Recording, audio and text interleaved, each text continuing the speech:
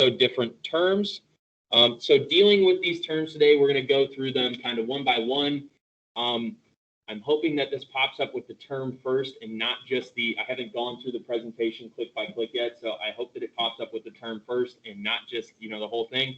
Because I would hope that, maybe on some of these, I can ask you guys and maybe you can give me a little bit of input. All right. Not a ton. I'm not going to like sit here and interrogate you on them because you're not going to know every single one. And that's okay. And it's exactly what I hoped it didn't do. So that's totally fine. Okay. So we'll just go through it this way then. And it's no big deal. You know what? This is maybe just as good for you guys with a lot of this stuff. So, a principle. All right. Principle is a fundamental truth of a belief system. Okay. In law, it is a rule that is usually followed or has to be followed. It can be desirably followed, or sometimes it's even like an inevitable consequence of something. Like laws observed in nature, or the way that a system is constructed. All right. Not to be confused with the word principal, right? Your English teacher is probably going to yell at you guys about that all the time. If you guys haven't had that like beaten into your skulls at this point, I'm sure that you will eventually, even if, it takes all the way through college. But that being said, even I still make the improper spelling mistakes sometimes. So nobody's perfect, right? Principle, again, the fundamental truth of a belief system. It's a matter of principle, right? Has anybody ever heard that? It's like a phrase thrown around. It's the principle, right? It's about the principle. We hear that all the time, okay? It's a matter of like what the fundamental beliefs are. We also have rule of law. The law applies to everyone, even officials. No one is above the law. Ironic, considering this, even though that is the case, it sometimes appears to be not always the case, right? I think that you can make arguments either way. Let's go with the kind of cheery, beautiful, everything is perfect worldview of rule of law, though, at least for this class. And let's just assume that this is definitely, the case all the time, okay? So with rule of law, no one is above the law. That would mean theoretically that, the president, for the most part, is subject to the same laws that you're subject to, right? If the president goes outside and just gets in a hit and run, even though he's probably not driving, he would be subject to that same, court punishment that you would. Additionally, rule of law is a principle, again, under which all persons, institutions, and entities are accountable to laws that are publicly promulgated, equally enforced, independently educated, and consistent with international human rights policies. You don't have to have that down, but it's maybe just a way to kind of broaden the idea there of rule of law. Anybody ever heard of rule of law before? Should be pretty common, something that you've probably heard of many times. Unconstitutional, inconsistent with the Constitution. Pretty straightforward, right? If something's unconstitutional, it's violating something in the Constitution. Maybe it violates an amendment. If I call the president a dummy, right, on Twitter, or if I DM him and I'm like, you're a loser, right, and then all of a sudden I get locked up. Is that unconstitutional? Yeah, for the most part. You could call the president a slew of different names, and you're going to be okay. So long as you're not obviously inciting violence, things like that. I could probably call you guys a bunch of dummies, and that would be okay. Nobody's going to arrest me. You guys aren't a bunch of dummies, all right? But I could say it, okay? Maybe not in this public position, but for the most part, you can say things like that to other people, right? Because you have that protection under the First Amendment, okay? So when something's unconstitutional, it can deal with anything in the Constitution, all right? Who knows what government body usually decides whether or not something's unconstitutional? What branch? What'd you say? Supreme Court? Yeah, like the judicial branch, right? It wasn't always that the judicial branch did that, okay? But at a certain point in time, there's kind of a ruling that is made that gives the Supreme Court that ability. It granted the Supreme Court a lot more power. So now that's kind of who we rely on to look at things and say whether or not, is this constitutional? Okay, we look at, some things like Japanese internment, okay, Executive Order 9066. Deals more with American history, but this is something that we're seeing in the United States. That gets brought to the Supreme Court. Lo and behold, we're in a time of war. It's also like the 40s, so it's not surprising that there might be some issues with the government and systemic racism during the time. They say that it is okay to have internment camps for Japanese people. They say that it is constitutional. They were the deciding factor, and they're looking at different parts of the Constitution to determine that. Okay? Everybody understand constitutional or unconstitutional? Either one. I'm sorry, you're not dummies. I didn't mean it. Okay? The Constitution, the supreme law of the United States. All right? The Constitution, this is the big dog. It's the framework for our government. The Declaration of Independence is a little different. You have the simply stated need to separate from England. When we think of the Declaration, we're thinking more of like the 18th century breakup letter. Here's why we're leaving you, Britain.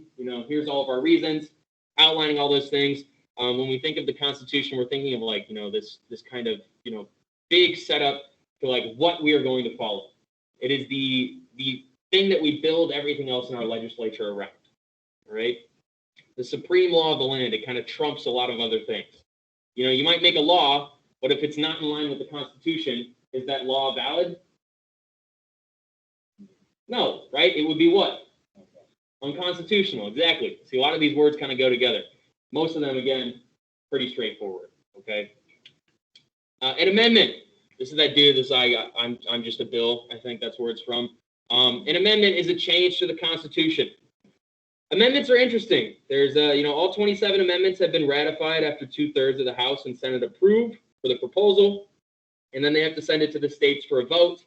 Then 3/4 of the states must affirm the proposed amendment, because if you know, the Constitution is the supreme law of the land, right? It's covering the entire United States. All states are subject to the Constitution. The other method of passing an amendment requires a constitutional convention to be called by 2/3 of the legislatures of the states, but that's never really happened. It's always kind of gone the other way. It's not been used for any of those 27 amendments. Really interestingly, looking at the last amendment that was added to the Constitution, which deals with congressional salaries and not really changing congressional salaries until after elections, it was ratified in 1992. So we haven't had a new amendment since 1992, which leads you to believe what? Is it easy or hard to set up amendments? Hard, right? It's going to take a decent amount of time. It takes a lot of convincing, too. Funny enough, with that amendment, it took over 200 years from proposal to ratification. It was proposed in 1789, took all the way until 1992 to ratify it. That's not necessarily the norm with amendments. They don't often get proposed and set up in that way. I don't know exactly why it took so long, but, hey, better late than never, I guess. 200 years is pretty interesting for a timeline, though. What was it? It's dealing with, like, congressional salaries. So basically the idea is that, you can't have legislature go into effect for a congressman's salary until after an election. It's not like the most fun, amendment to look at, honestly, compared to some of the other ones. But yeah, it's not even like a very controversial amendment at all. I don't really know why it took 200 years. There's probably plenty of reasons, though. Ratification is that formal approval, right? You can propose an amendment, but just because you propose it doesn't mean that it's going to be ratified, all right? That's formal approval. Ratification. Did everybody get that? I'm sorry. All good? Okay. As far as bail goes, that's money given to the court to keep you out of jail until your trial. Has anybody ever had to post bail? You don't have to tell us. I'm just kidding. But if you want to, it might be fun. I've never had to post bail, fortunately. I definitely have friends who have. That's part of being 23 at this point. I think you always know somebody who has. It's basically a form of collateral, okay? If you don't show up to your trial, you forfeit the money given to the court, which can be pretty pricey depending on the crime, all right? If I'm charged with murder or something crazy like that, a lot of times they won't let you off on bail with some things like that. So instead, let's say if I'm charged with conspiracy to commit a crime or something like that, something simple, and they offer me, I can bail myself out or somebody can come bail me out if they, pay a bail of however many thousands of dollars. If I don't come back for my trial, that money is no longer mine. I lost it. So it's kind of like a way to push people to do the right thing and come back for their trial. It's to stop things like flight risks or risks of people running away, okay? That is what bail is all about. it can be a little bit confusing. Bail, bond. The difference between bail and bond is you'll often find that if you have a really, really large bail, like a really expensive bail, sometimes you'll go to a bondsman, and that's where you get into the idea of like bounty hunters and stuff like that kind of too, is like if somebody has a bail or a bond or something like that, and they owe somebody money, or there's so many different ways to kind of go into this whole subject. But the only thing you need to know is that it's money given to the court to keep you out of jail until your trial. Something to give you, a little bit more freedom while you await, because if you know anything about the U.S. and the way that we kind of operate, the idea, at least, it might not always be the same way in practice, but the idea is like innocent until proven guilty, right? And you also have that right to kind of a fair trial. You have a right to due process, right to cruel, getting rid of cruel and unusual punishment. All sorts of things go into this as well. So let's get into some of the bell work that we talked about. Libel, all right? Has anybody ever seen these trashy magazines like Kroger? I can't believe they're still around. They're like still around everywhere. Has anybody ever bought one? Who's buying these? I don't know who's buying these or how they're still in business. Is it just 95-year-old grandmothers that is buying it, I think? Anybody who's like, man, I really like, It's that, or I think it must just be people who want to be angry, right? They want to look at it and be like, right? They just want to be outraged about everything. So I don't know. That's my rant on the Inquirer. This is, you can probably get back to, if you're thinking about libel and slander, I don't know if anybody's watched it, but there's that Britney documentary, right? Has anybody heard of it? Big in social media for some reason. Yeah, I think it's on Hulu. You could probably get into a lot of like libel and slander if you look at that. I haven't watched it yet, but having read up on Britney Spears and that being part of my childhood for some reason, not saying I was just walking around listening to Britney Spears all the time, but occasionally. There's definitely a lot of like, there's no doubt in my mind that the National Enquirer probably targeted Britney Spears a ton, right? So, libel, written words intended to damage a person's character. You see it right here. Martha, drinking, crying, and binge eating. Why are you doing that? All right? Why are you posting that? Who knows? John Kerry's secret life exposed, affairs with stars, drug abuse, plastic surgery, all these crazy things. Matt Perry relapses into drug and booze nightmare, right? Again, I think that these are things created for people who just want to be outraged by everything. And are like, it's like the most gossipy thing in the world, I swear. As far as this goes, an emphasis on the word written, okay? Emphasis on written. You see here, we have a print magazine, right? Oftentimes these things are published in print. They must be obvious that the statement would do harm and is untrue. Now, as far as it goes with slander and libel, there's a reason why you see all these prominent figures, and it's not like Mr. Doff relapses into drug and booze nightmare, right? Because if that happened to me, and it was posted like that, and they were selling it at Kroger, the difference between me and somebody like Matthew Perry is that Matthew Perry has what they call a celebrity status, a high public figure, okay? So when it comes down to these lawsuits and things that you can do for this, you have to be able to prove that there was actual malice. You have to be able to prove that there was a real actual harm done, okay? And that's something that you have to do when you are a high-profile public figure, right? So again, if you got up and you just started making up things about, I don't know, Joe Biden or Trump or whoever, if you want to do that, you probably are going to be okay with getting away with that because there's such a high-profile figure that you need to be able to have actually done some serious damage, whether mental or physical, with your actions in order for this to actually go to court and actually be a thing. So that's why the Inquirer can get away with a lot of this stuff. Whether or not Martha is drinking, crying, and binge eating, whether or not that's the actual case, doesn't always quite matter because, again, a lot of this stuff, it's like clickbait almost. And because these people have that high celebrity status, they're able to get away with a lot of this stuff. For as far as libel goes, an example, sometimes it does, turn out to be something that is able to be sued for or handled in court by somebody who is of high status. After the Daily Mail printed accusations that Keira Knightley had an eating disorder, similar to kind of what they're talking about with Martha here, after they said that Keira Knightley had an eating disorder, she was and that she was partly responsible for the death of a young girl with anorexia, the actress went on to win high court damages liable against the story. She got damages, and then she gave them to an eating disorder charity. So, like, yeah, that's obviously probably a step farther than a lot of even this. It's a step farther than even this because they're putting actual blame on her for the death of somebody, right? That's a big deal. So that is, I think, where you can definitely prove some of that actual harm and some of the other issues that come along with libel and defamation and slander. As far as slander goes, that's spoken words intended to damage a person's character. It's probably a lot harder to prove slander than it is libel because it's spoken, it's not written. There's not always evidence for slander. Emphasis on spoken, okay? So libel, emphasis on written, slander, emphasis on spoken, all right? That's the big difference that you want to make between the two. We talked about for a public figure, things are a little bit different. So it's kind of difficult for public figures to handle a lot of these things. They have to prove, like what I said was called actual malice.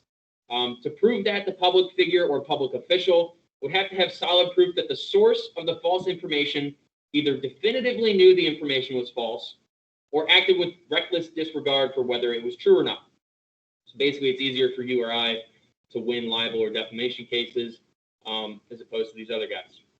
For example, it's kind of harder to find slander cases than it is libel cases, especially with celebrities. But David Schwimmer, Ross from Friends. Have you seen Friends? Everybody's seen Friends for the most part, right? Who hasn't? I'm not saying it's amazing. It's just I'm surprised. You know, it's a good show. It's not the end all of shows, but yeah. Ross from Friends. He won a slander lawsuit in 2006 against a former Hollywood fundraiser who falsely said that Schwimmer asked for 2 Rolex watches in payment for his attendance at a charity affair. So obviously, it's spoken, right? Not written. The guy saying, hey, David asked for 2 Rolex watches for payment about this charity thing. It wasn't true. Schwimmer was able to prove that in court and then also was able to prove actual malice. Fighting words. Words spoken or written to incite a violent reaction. Has anybody ever heard the phrase, those, what are they? It's always like some country guy. And it's fighting words or something crazy like that, right? Or some, I don't know, some dude at like a bar that's about to get into a bar fight. Okay, I'm sorry. My fault. I know. If that was, I can't believe that I just did that. I just incited a violent reaction out of you. You have right here, I mean, there's some crazy stuff. Kill all Arabs, right? Obviously, if you're saying something like that, your goal, your overall end all is to incite a violent reaction. You're not going to say something like that if you're not looking to do exactly that. Fighting words are not always used as an excuse or defense for retaliatory assault or behavior. So, like, just because you said something like this doesn't necessarily mean that, you know, if somebody's writing that I can walk up to them and just start, like, I don't know, beating them up, right? Or, like, I can't, like, attack them or assault them just because they're doing this all the time. Even if it's the guys doing it there and I walk up and I'm like, man, that's pretty bad. I don't like that. I can't just immediately start assaulting the person. However, if they're so threatening as to cause apprehension, they can form the basis for a lawsuit for assault, even though the words alone do not constitute an assault. So, like, sometimes assault can be things that are said, too. Definitely an interesting kind of weird whole world that you can dive into with the idea of fighting words. I tried to look up some more examples, but honestly, they're kind of hard to find. I think this is something that's less cited probably in law than we're used. We have a militia, ordinary citizens banding together to provide defense of an area. Militias are still a thing nowadays in some aspects, but a lot of the times you're seeing militias they're straying from what they used to be, which was like, you know, in the 1700s, militias being like, you know, this is a group of farmers that are here to protect their land. Nowadays, there's a lot of militias that do have a lot of like right-wing kind of tendencies, a lot of you know, things like I don't know that you would classify the Proud Boys as a militia. I don't know. But things like that, you know, you do see that often. We've kind of moved away from militias in the United States, but these were more so a thing way back when. They're definitely less of a thing now. Ordinary citizens coming together, providing defense of an area. See this a lot throughout the Revolution and things like that. Okay. Establishment Clause prevents the government from supporting any religion. And that's any religion, all right? So it's part of the First Amendment. The government cannot advance or inhibit a religion. This is that, the point that they're making here, the image is the separation of church and state. Obviously, there are some times in our government where it feels like we're teetering along the lines of like, is it separation of church and state? And that's something that's often brought up. Often brought up as like criticism for certain policies. Hey, I think that this is violating the Establishment Clause. Therefore, it's unconstitutional. And it kind of all draws back again to the supreme law of the land, which is the what? Constitution, right? A lot of this stuff draws back to the Constitution, okay? And whether or not something is constitutional or unconstitutional. So, Establishment Clause is important. It's another one of those things where it kind of, Establishment Clause is something that you see in education as well. It's something that you can get into with like, if I got up here and I was like, everybody, let's pray. I can't really do that as me, the teacher in this position. However, it's weird because like if one of you guys was like, everybody, let's pray, then like you probably could, right? You could get away with that, but I necessarily, up here as a public government figure, I would be promoting or inhibiting certain religions by doing something like that. Or I would be promoting or inhibiting somebody's right to not believe in religion, okay? That's the Establishment Clause, and then we get also something that is hand in hand with the Establishment Clause is the Free Exercise Clause. It establishes a citizen's right to believe in any or no religion. So you can't get in trouble for being an atheist. You can't get in trouble for being Muslim. You can't get in trouble for being Christian or Jewish, right? It is your right to believe in any or no religion. The government can't push you down because you're not a Catholic or Christian, something like that. It is also found in the First Amendment. And if you're wondering, like, I don't know, if you get to a point in the test, what's the Free Exercise Clause mean? To freely exercise something, it's right there in the word. Freely exercise is basically your right to be able to do something without anybody giving you a hard time. Political crime, criticizing the government. This is not a crime in the United States, right? Obviously, it is a crime if I'm going to like make violent threats against the government. If I'm going to say things like, I am going to kill all the government officials. Hopefully, the FBI has not bugged this classroom because if that is the case, they might be coming for me, right? And it's the same thing on Twitter. If you say stuff like that, good luck. You might find yourself on a watch list. It doesn't always mean that you're going to get in trouble or that anything's going to come from it. Trust me, there's plenty of people inciting violence on Twitter that are not getting arrested. So it's kind of a weird thing. As far as it goes, China and Cuba, you see this being a crime for sure. You're not going to criticize the government there. You're definitely not going to criticize the government on social media in like Russia or in China, right? Some of these other places. In the United States, can I DM one of my least favorite politicians and tell them they're a complete loser or something? Yeah, I've probably done it once. So like, what's the big deal? Nobody's going to really do anything to me. That is the nice thing about, obviously, the First Amendment, freedom of speech. But do remember, you do have limitations on speech when it comes to things like violence, all right, and violent acts, and that kind of gets back to the idea of fighting words and what goes with that. Symbolic speech. This one's kind of interesting because I think it gets to the point of a lot of things. It is communication through actions. You got a flag there that says, "Well, I support your right to burn me. I wish you wouldn't." Yeah, you're allowed to, not necessarily like allowed to do these symbolic actions all the time, but they're definitely a thing. So like symbolic actions could be like communications through actions which involve like burning flags, wearing armbands, right? So, wearing armbands can obviously be a good thing or a bad thing depending on what you're communicating through that action. Maybe it's a symbol of solidarity, or maybe it's a symbol of like Nazism, right? They wore a lot of armbands. There's an issue with that. Okay, so you can see that. There's also things like marching, peaceful protests even could maybe be falling under symbolic speech. Sitting down and doing something. Has anybody ever seen the movie The Nice Guys? It's really good. Yeah, you've seen The Nice Guys? If you haven't seen The Nice Guys, watch it. It's on Hulu, I think, right now. It's got Ryan Gosling in it. It's really funny. But there's a scene in there where they walk up and they're trying to find this girl, and they walk up to this group of like young people who are like laying on the ground, and they have gas masks on, and they're all pretending that they're dead. And he's like, "What are you guys doing?" And they're like, "We're dead." And he's like, "Why?" And they're like, "Well, we're protesting because the birds can't breathe." Right? It's set in Los Angeles during like the 70s, I think. So they're like, the birds can't breathe. There's an issue with like a lot of smog and environmentalism during the time. That is an idea of symbolic speech, laying there, pretending that I'm somebody who's dead in like a gas mask, right? Even that would fall under this category. So my recommendation for that movie, if you haven't seen it, watch it. Also, Palm Springs on Hulu, very good movie. Watch that too. Censorship.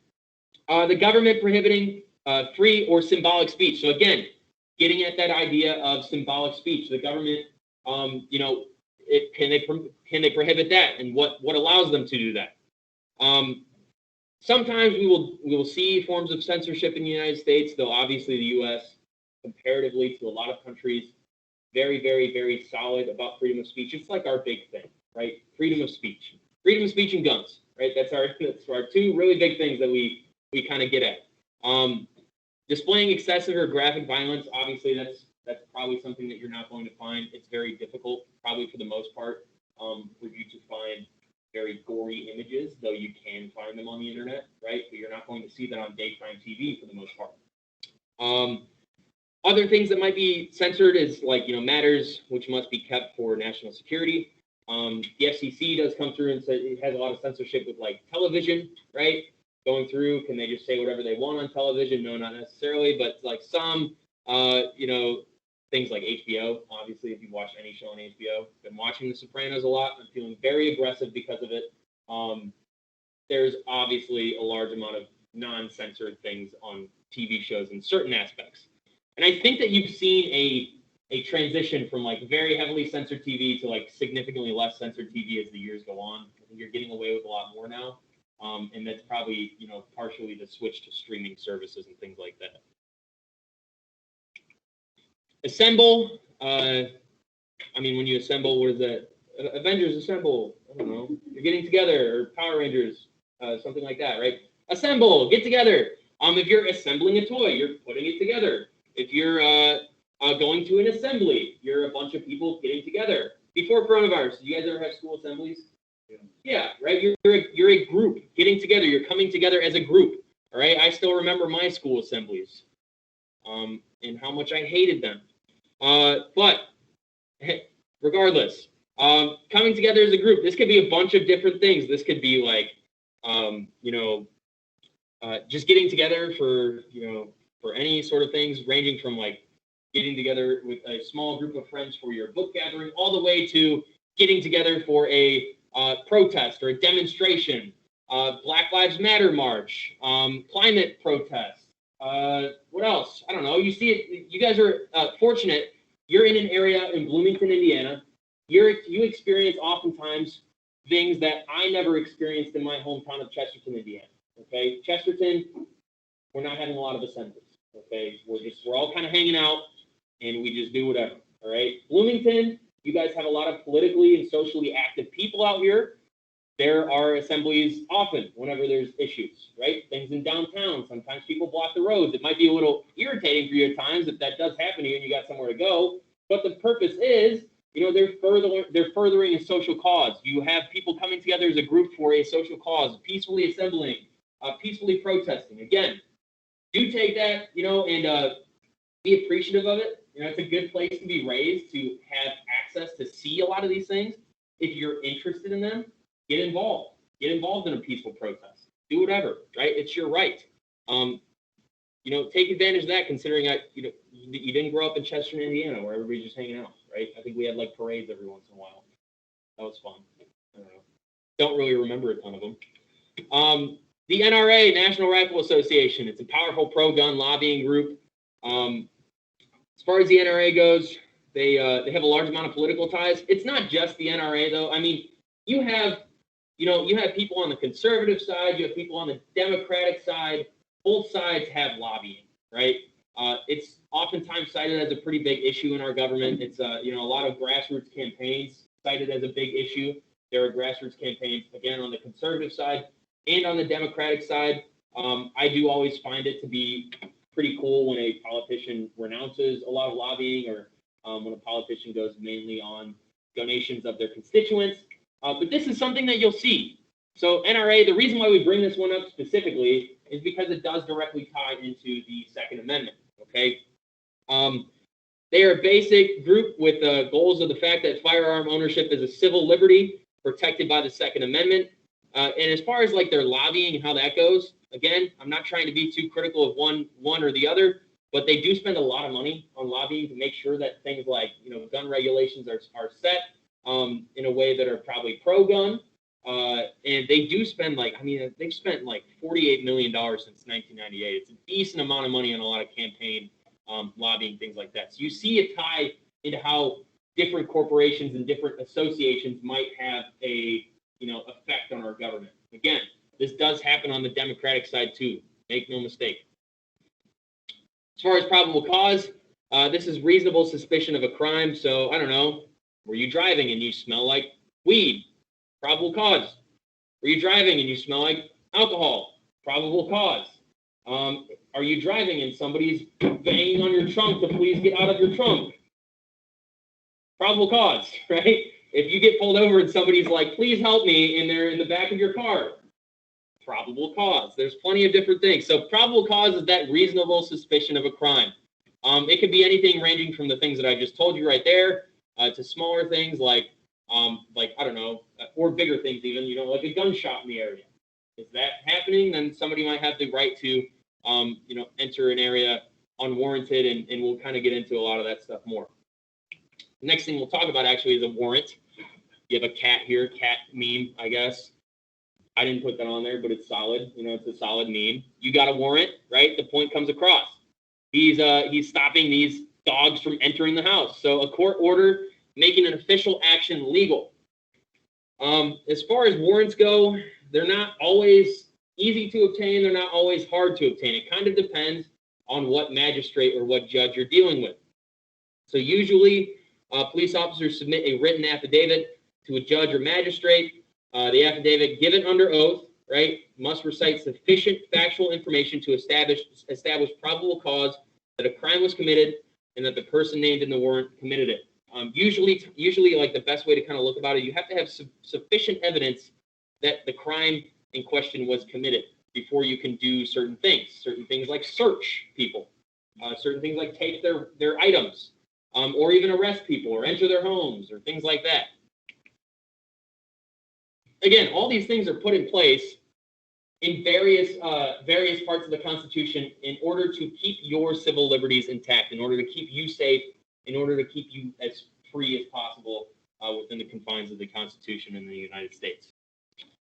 Seizure is taking a person or property into government possession. Taking a person or property into government possession is something that we see often. You can see it in a lot of TV shows. I've talked to a lot of cops. I've worked with a lot of cops, even for some reason at the fireworks store. They hired police officers. I don't know. So I worked with police officers past like 4 or so years. There were many times where they would bring in their evidence and start working on stuff in the middle of the shift or something like that. Officers often have a lot of evidence that they do confiscate. They do have a lot of broad powers when it comes to seizing evidence. This would be things like firearms, drugs, personal items, vehicles, even. You can have your car seized. In general, it's pretty much anything in a crime that is seized as evidence. It could even be cash, right? There's often times where you have, drug dealers will get busted and they'll have like 50, 60, if they're moderate drug dealer, $50,000, $60,000 in cash seized, right? You see that happen a lot. And this kind of goes in, again, maybe it could tie in hand with the warrant too. The exclusionary rule. Any evidence obtained illegally may not be used at trial. Again, another thing that is set in place to kind of protect you, found under the Fourth Amendment. For example, there's this guy, Rodney Gant. He's in Arizona. He's driving with a suspended driver's license. He gets pulled over. The cops handcuff him, place him in the squad car, and then the officer searches his vehicle. They find a gun. They find a bag of cocaine. Rodney's having himself a time, okay? The Supreme Court ruled that Gant's Fourth Amendment rights had been violated by the warrantless search of his vehicle. The court's reasoning was that since the suspect and the crime scene had been secured, The police needed to obtain a warrant before conducting a search of the contents of Gant's vehicle, so they needed a little bit more information. Yeah. You want to look about that? It now does not inventory now. Yeah. It can never be a fence. Yeah. So Gant's having himself a time, the time of his life, essentially. He's been pulled over. He's probably freaking out because I'm sure that in that moment he's like, I have a gun and cocaine in my car, right? What's going to happen to me? The cops do something that doesn't necessarily work out. Whether or not they knew that or not, I'm not sure. It wouldn't surprise me if they were just maybe a little bit ignorant to the processing there. Regardless, that happens, and then, lo and behold, the court comes through and says, hey, I think we're going to rule with Gant on this, which is a hilarious thing to look at. It's hilarious sometimes to look at our law system because you're looking at the Supreme Court ruling in favor on the side of a guy who literally had a gun and cocaine in his car. But if you don't rule in his favor, then you're messing up a lot of the other, people who are, in need of that rule as well. So it's a slippery slope falling through that thing. You have to be non-discriminatory in a lot of that stuff. So shout out to Rodney Gant. He got off with one. So good for him, I guess. Exigent circumstances. This is a situation where police can ignore Fourth Amendment rights if lives are in danger or a suspect is fleeing. I love this, the filter that they put on this. They're going in. They're getting right in there. Fire in the building, right? If there's a bunch of flames coming out of the building, the police probably aren't going to be like, hey, we'll be back after our search warrant. It's probably not going to go that way. If 911 is called, the police probably have the right to kick in that door at that certain point. If you are in a home and you call and say, hey, somebody's murdering me right now, actively, I'm being murdered, the cops aren't going to get there and be like, hello, right? It's probably not going to go that way, okay? Cops are probably going to kick that door in and hopefully stop you from being murdered, whether or not they get there in time. Shots fired, right? If that happens, you're probably going to have police responding to the scene, especially if you have a suspect fleeing. You have a lot of things, that are probably going to be able to be ignored because if you didn't have it in this way, if you didn't set it up in that way, there would be too many obstacles in real life-threatening situations where, where this might be an issue, okay? So your Fourth Amendment rights, oftentimes, a lot of those rights that you find there, they're more set in place for, if you're just hanging out, right? If there's not a life-threatening situation, that's why you see Rodney Gant gets off with a lot of that, because the scene was secure. There was really nothing wrong. They needed to get a warrant. They didn't. It differs when there's actually something crazy happening, okay? When there's actually something that needs to be acted on in a timely manner. Did he get a DUI? Rodney, I don't know. I do know that he has a suspended license, so he probably got a little bit of time for that, or maybe jail, or a fine or something. I have to look into his case a little bit more. All I know is that the cocaine and the gun were all good, apparently. I don't think he got them back. Or maybe he did. I don't know. I don't know in that situation. Do you give Rodney his cocaine and his gun back? I'm not sure. Something that I have to look into as well. I'm guessing probably not. But at the same time, is it an unreasonable search and seizure? Can you take that? I don't know. I'll have to look into it. My guess is that Rodney did not get to keep his cocaine. But we'll see. Rodney is sure just fine.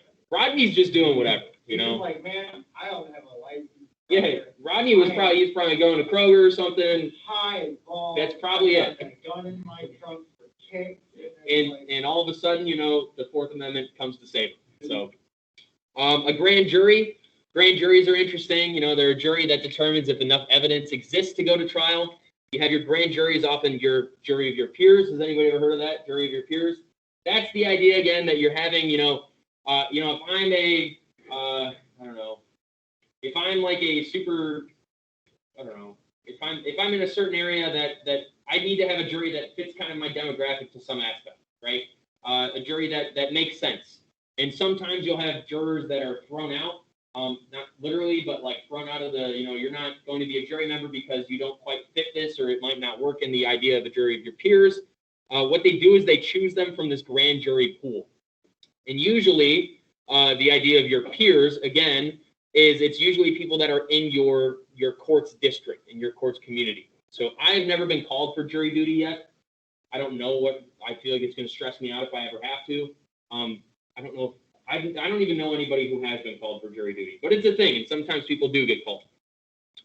The court will randomly choose grand juror candidates from among the pool. The clerk of courts identifies candidates from public records such as voters licensed drivers, and again, it's usually a jury of your peers. These are the people who are going to decide if you have enough evidence to go to trial. When you are indicted, which again, it's a lovely English word, indicted, when a grand jury formally charges a defendant with a crime, right? It's pretty straightforward. When the grand jury comes forward and they say, hey, you have been charged with this crime, this is what you're dealing with.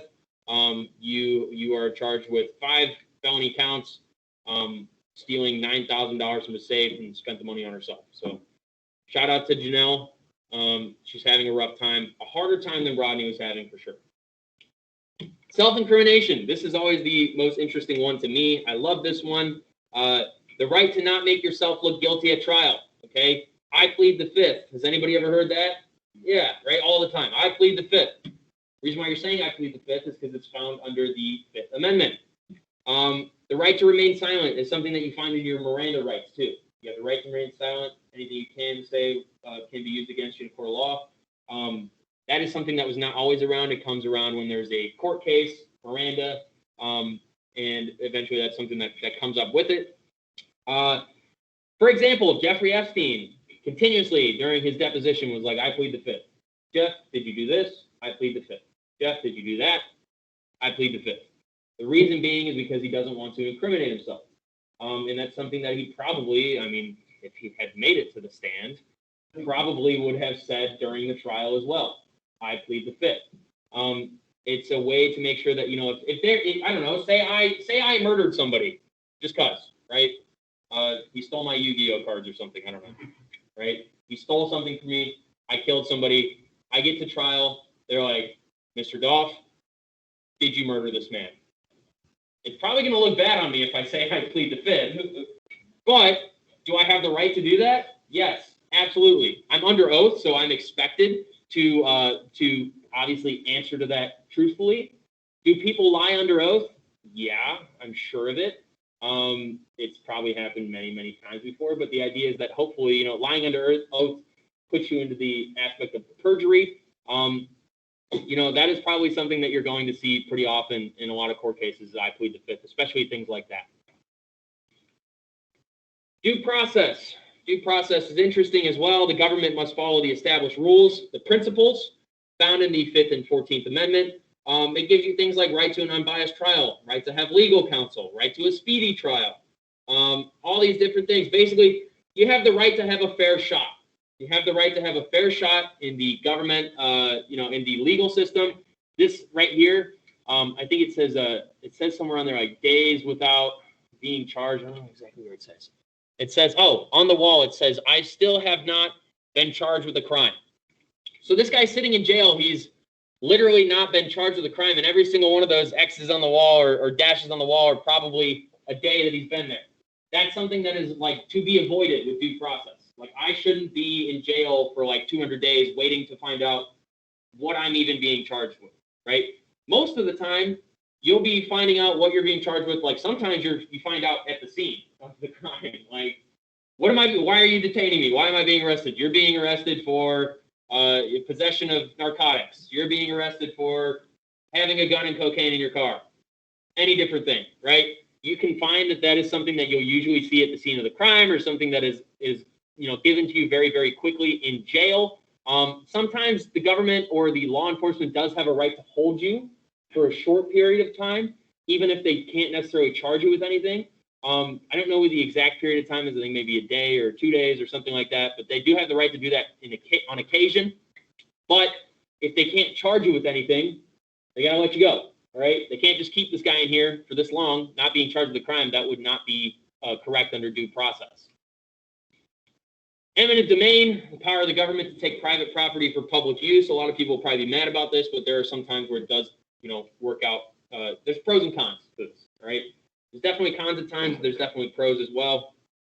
Sometimes eminent domain works in the favor of the public, and sometimes it kind of, you know, sucks for certain people. The government must compensate you, though. If the government takes your property, they have to give you something. They have to give you money. How they determine that entirely is not always fair. They have to give you money. The property acquired must be taken for public use. The government can't grab it and then have Joe Biden be like, I'm building this sweet pool here, right? Like, this is my pool. Nobody else is allowed. right? That's not the way it goes.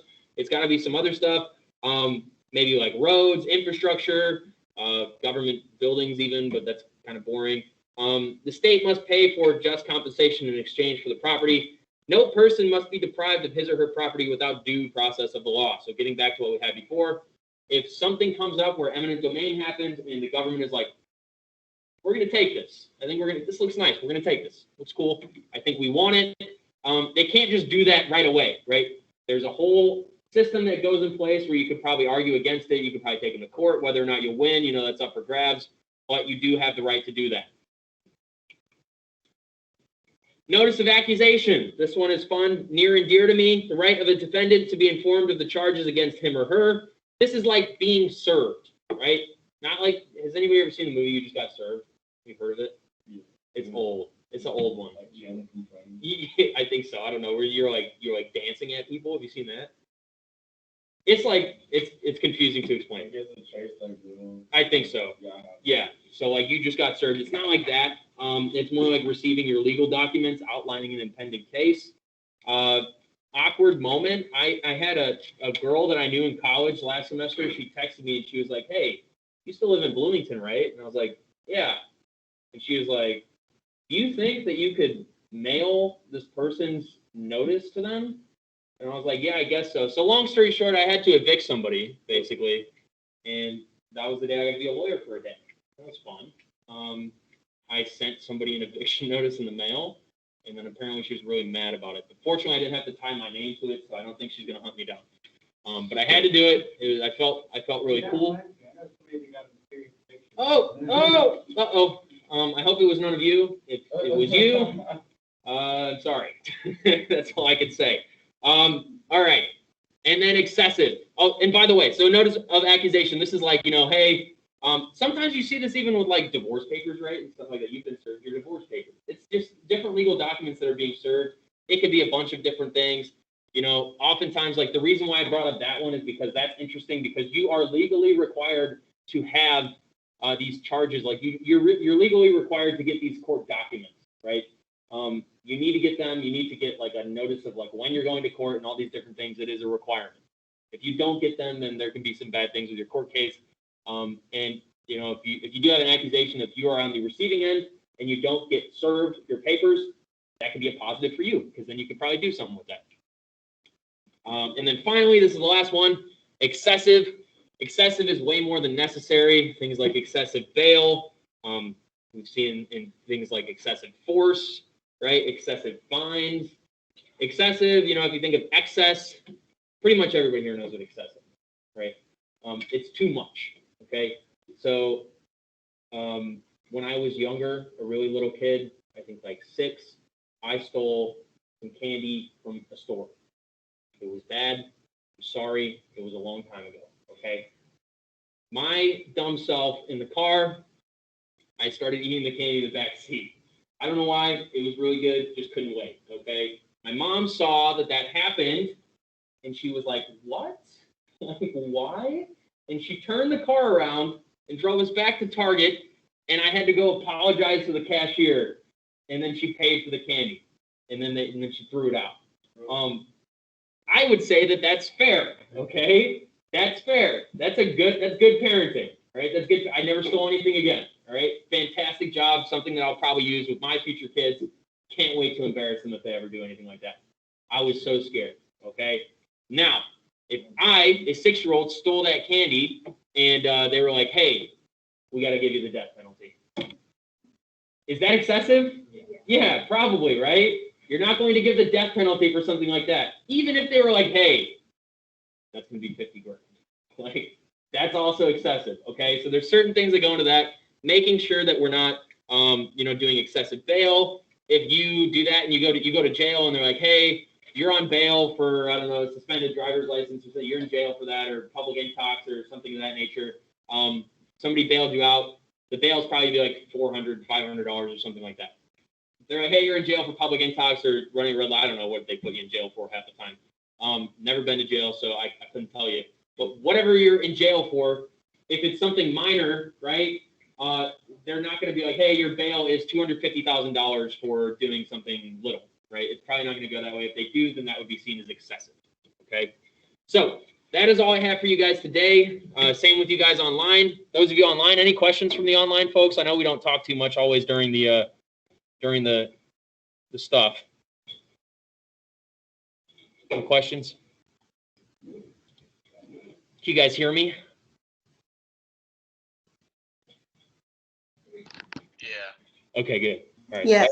That would be really awkward if I was talking the whole time and you guys can hear me at all. Okay. I think I've done that before, so I get paranoid. All right. So online, guys, if you guys are good, you're free to go. You are released of your services. You can do whatever. Do make sure that you get that vocab assignment in. I don't think I assigned a point value to it, but I think it's be like 10 points. And then same thing goes for like what we're doing later on this week. I think next class we'll do Constitution notes. Whether or not we get through that in that class period, I think we will, but we'll see. And then on Friday, we'll probably start on the Bill of Rights, but I still have to talk to Mr. Aiken, so we'll see on that too. Okay? All right. That's what we got. Goodbye, online Thank people. you. Yeah, thank you. Have a good day.